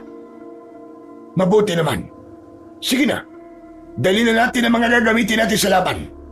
Huwag din ninyong kakalimutan ang mga patalim ninyo. Magdala rin tayo ng mga asin. Nang magkaisa kami sa paglusob sa kuta ng mga aswang, inihanda ko ang sinuwak. Kanya-kanya kaming dala ng patalim. Nagdala rin ako ng isang supot ng asin. Nagpasya na kaming umalis at sinimulan ang paglalakbay patungo sa kuta ng mga kalibunan. Nanatili kaming handa at mapagmatsyag sa paligid. Saglit na huminto kami sa paglalakad. Kasama ang ilang kalalakihang nakiisa sa aming apat. Kapag nakarating na tayo sa kuta ng mga kalibunan, susugod kagad tayo sa kanila. Kung paliligiran man nila tayo, sabuyan natin sila ng asin. Alam nyo na ang mga gagawin kapag nagsimula na silang umatake sa atin. Sige po, Tatang Elias. Yun po talaga yung gagawin namin. Mga kasama, huwag kayong matatakot sa mga nilalang na yun. Isipin ninyong tayo ang dapat nilang katakutan dahil tayo ang tatapos sa kanilang buhay. Handa na ba ang lahat? Kung ganun, tayo na! Tara na mga kasama. Dahil ito na ang huling gabi nila sa mundong ito. Nang makarating kami sa kuta ng mga kalibunan, naging maingat kami sa mga kilos namin. Nagmatsyag kami sa paligid at napansin namin na tahimik ang lugar. Kaya nagpaiwan sa labas si Tatang Elias kasama ang mga lalaki. Kinabahan ako dahil para bang may hindi magandang mangyayari. Sinuyod namin ang loob nun hanggang sa biglang nagkaroon ng ingay sa paligid. Nagulat kami nang mapagtanto naming pinaliligiran na pala kami ng mga kalibunan. Nahulog kami sa patibong nila, kaya naman maigpit kong hinawakan ang itak ko at naging alerto sa paligid. Ganun din sina Barok at Jesse. Lakas ng loob ng pasukin ang kuta ko. May posibilidad na hindi na kayo makakalabas ng buhay dito. Hindi kami natatakot sa sinasabi mo, hayop ka! Talaga palang buhay ka pa. Hindi ka totoong namatay ng gabing inatake kita. Kung ganun, ikaw palang pumatay sa pamilya ko. Dahil pinatay mo rin ang mga magulang ko, kinuha ko lang ang tubo. Isa pa, hindi ako titigil hanggat hindi ko nakukuha ang sinuwak sa'yo. Hindi mo to makukuha sa akin. Pagbabayarin ninyong lahat ang pagpatay nyo sa pamilya ko. Umisi ng nakakaloko ang aswang at napatingin sa itak ko. Marahil ay naisip niyang madali lang niyang makukuha sa akin ang sandata ko. Sa pagkakataong yun, lumapit na kami sa isa't isa. Dahil sinugod na kami ng mga kalibunan. Walang ano-ano, sunyas naman si Arnulfo sa mga alagad niya. Saktong aatakihin naman ng isang kalibunan si Tatang Elias. Ibinato ko ang sandata ko. Bumaon yun sa likod ng aswang. Nagulat pa ako nun. Dahil nang tamaan siya ng patalim ko, ay hindi na siya nakagalaw at unti-unting lumuwa ang kanyang mga mata. Mabilis ko itong nilapitan para bunutin ang itak ko. Pinugutan ko siya ng ulo at pinagputol-putol ko ang kanyang mga kamay at binti. Galit na galit si Arnulfo dahil sa ginawa ko.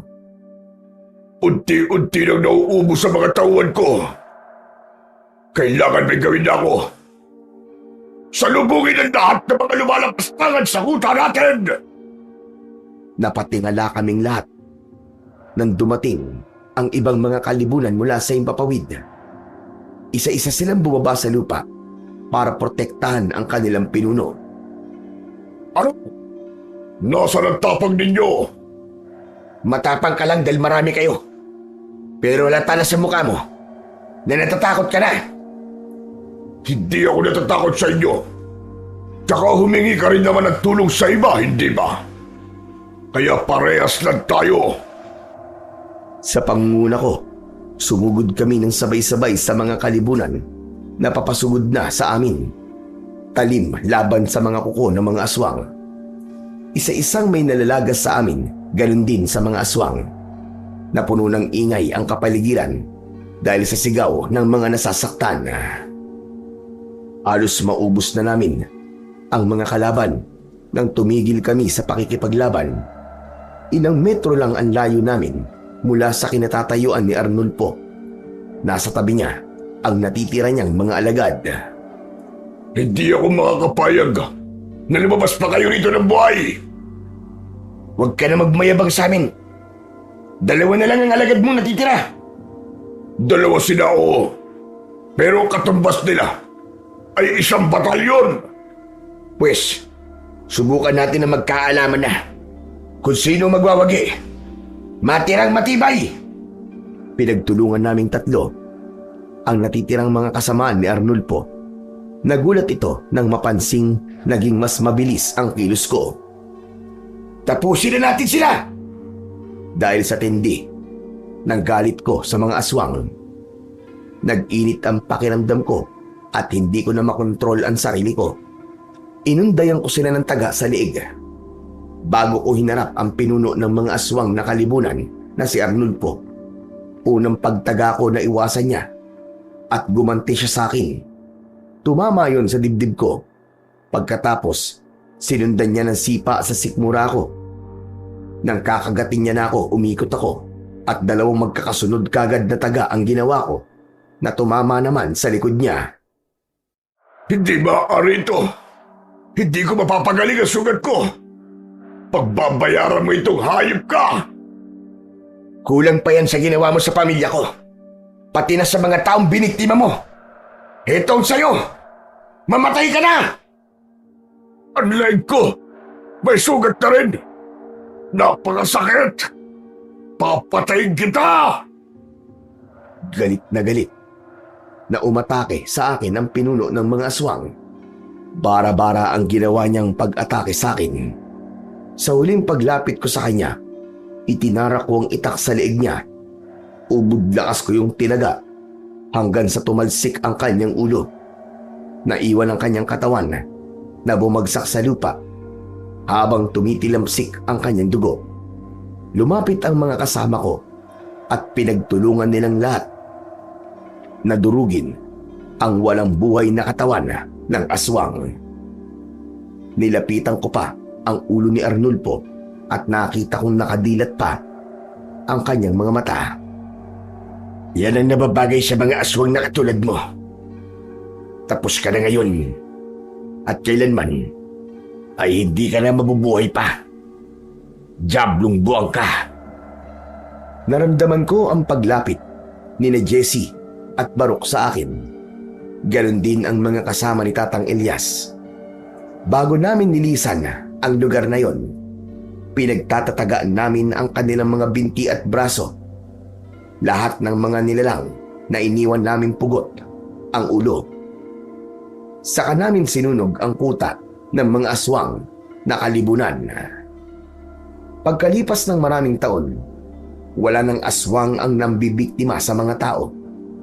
Nagkaroon na rin ako ng sariling pamilya at tumigil na rin ako sa pagtugis sa mga aswang.